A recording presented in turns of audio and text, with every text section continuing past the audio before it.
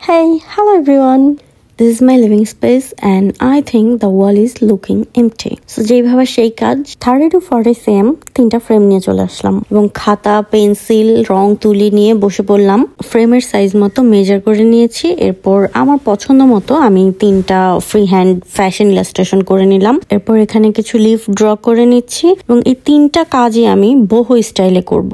আসলে অনেকদিন থেকে আমার কালার নিয়ে বসাই হচ্ছে না, তো আমি কিছুদিন আগে কিছু মিনি সাইজের অ্যাক্রাইলিক কালার দেখেছিলাম অনলাইনে, তো সেটা দেখে অর্ডার করে দিই। ভাবলাম যে দেখি কালারটা আমার কাছে নিয়ে নিই। আনার পর ওই কালারটা নিয়েই বসে পড়লাম। ওয়ালটাও ওইদিকে খালি লাগছিল, বাট যেটা হলো এই কালারগুলো এতই ছোট মানে এত কম ছিল, আমি এটা বুঝতে পারিনি যে এত বেশি পিচ্ছি হবে এগুলা। তো তিনটা পেন্টিং আসলে শেষ করার মতো কালার এনাফ ছিল না। দেন কি আর করার, যেহেতু স্টার্ট করে দিয়েছি কাজগুলো, 3-4টা করে কালার একসাথে মিক্স করে কোনো রকমে শেষ করেছি কালারের পার্টটা। তবে আমি যে কালারগুলো চাচ্ছিলাম ওই এক্সাক্ট কালারগুলো অ্যাকচুয়ালি আমি করতে পারিনি, কালার কম থাকার কারণে। ওই যে 3-4টা করে কালার মিক্স করতে হয়েছে, যে কারণে একটু লাইট হয়ে গেছে, তো ডিপ হয়ে গেছে, মানে মন মতো হয়নি কালারগুলো, একটু মন খারাপ হয়ে গেছে আর কি। তারপরও কাজগুলো কমপ্লিট করলাম।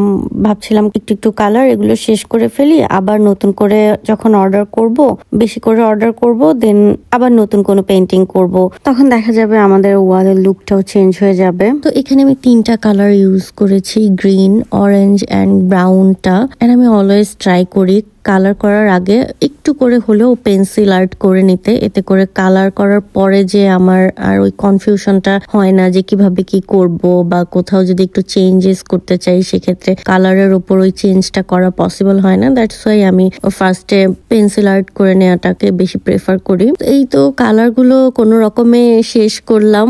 এরপর লিফগুলোকে ব্ল্যাক কালার দিয়ে ফিল করে দিলাম, এন্ড দেন আমি একটা ব্ল্যাক সাইন পেন দিয়ে ফ্যাশন ইলাস্ট্রেশন গুলো ড্র করে ফেললাম। এটা এভাবেই থাকবে। এরপর আমি যেই সলিড কালারের ফিলটুকু একটু ডেপথ আনার জন্য কাজটাতে সেম কালারের সাইন পেন দিয়ে বর্ডার করে দিয়েছি। তো মোটামুটি বহু পেইন্টিং এর মেইন পার্টটুকু কমপ্লিট। এখন হচ্ছে হাবিজাবি ড্র করতে হবে, অর্থাৎ যে গ্যাপস গুলো রয়েছে সেই গ্যাপস গুলো হাবিজাবি মনের মতো করে একটা কিছু দিয়ে ফিল আপ করে দিতে হবে। তো সেটা আমি ব্ল্যাক সাইন পেনটা দিয়েই করে ফেলেছি। এই তো আর কাজ নেই। নাও ফ্রেমের সাইজ মতো কেটে নিচ্ছি। আগেই তো আমার মেজার করে মার্জিন করা ছিল, তো সেভাবে সাইজ মতো কেটে এক এক করে ফ্রেম গুলোতে সেট করে নিব। ফ্রেমের সাথে এক্সট্রা যে পেপারটা দেয়া থাকে ওই পেপারটা আমি আর ফেলি না, পেইন্টিং এর পেছনে রেখে দিই। এতে করে ফ্রেমের যে ট্রান্সপারেন্ট পার্টটা রয়েছে সেটার সাথে আর্ট পেপারটা খুব সুন্দর করে সেট হয়ে থাকে। ওয়ালে আগে থেকেই মেজারমেন্ট অনুযায়ী ড্রিল করে রেখেছিলাম, এখন জাস্ট টাঙিয়ে দিলাম। তো এই হলো ফাইনাল লুক।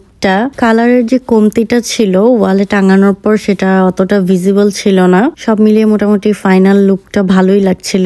মোটামুটি স্যাটিসফাইড আমি।